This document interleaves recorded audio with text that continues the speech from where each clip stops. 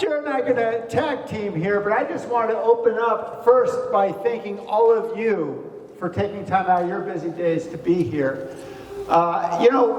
Nick's right. You all do deserve a town hall. And we're doing these, Jared and I are doing these throughout our district, and we got a lot of folks coming out, hundreds of people in each one of them, because we have a lot of folks with real fear, real concern, real anger about what's going on in our country.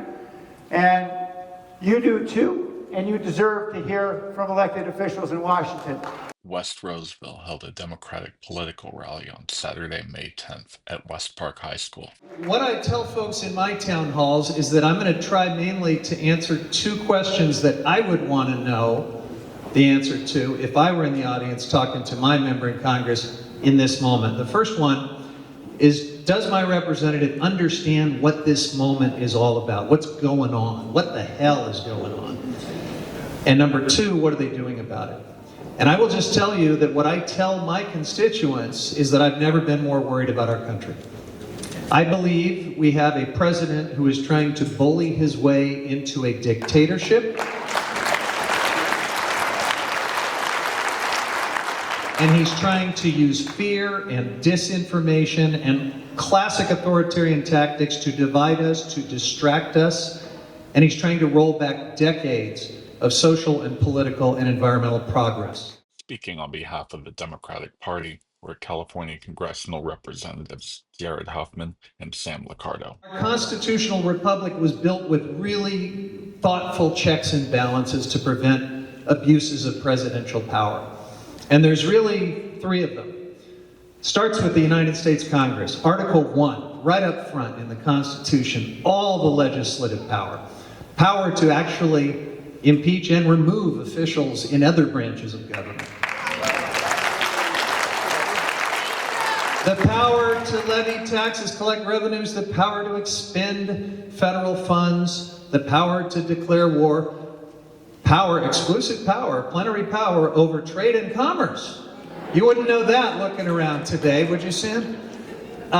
So there's all these vast Article 1 powers. That is the most important check on the abuse of presidential power. Then you also have the courts, Article 3, playing an important role in preventing corruption and abuses of power. And then you've got the big one, public opinion, which Abraham Lincoln told us is the most powerful thing of all. Now, when you think about the three-legged stool of containing presidential power, keeping us from having a dictatorship, two of those legs are working pretty well. The courts are issuing dozens and dozens of orders holding this president in check as he breaks out and tries to bully his way to dictatorship. The public is waking up all over this country and showing up and speaking up. And I'm very encouraged by all of that. But what is so absent right now, and the reason this three-legged stool is very shaky right now, is because this Congress doesn't understand that it's a Congress. After a civics lesson from Huffman, the town hall turned into a Q&A session. What can be done to mitigate the harms, and especially the irreversible or irreparable harms that can be done by dismantling all of these institutions, Health and Human Services, national parks, all of these precious, precious resources that I want to still be able to give to my son. Considered in great depth what the blueprint is going to be to rebuild, because I think we all know arsonists can move a lot faster than home builders can, right? And what we've seen is a wholesale arson an awful lot. The infrastructure that's holding this country up. The purpose of the town hall is to encourage enthusiasm for the Democratic vote coming into the midterm. Even when really dumb and destructive bills come before us and the worst of Donald Trump's extreme ideas are advanced, this Republican Congress is silent. And we're going to need to take back the Congress so that we can have a real check and balance on this kind of leadership.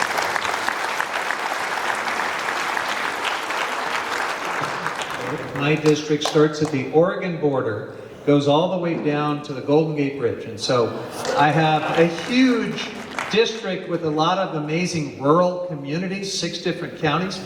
And what I have found in the 13 years that I've been on this job is that the only way I can serve a district that big and that diverse and that includes that many rural and sometimes remote communities is to show up in every corner of my district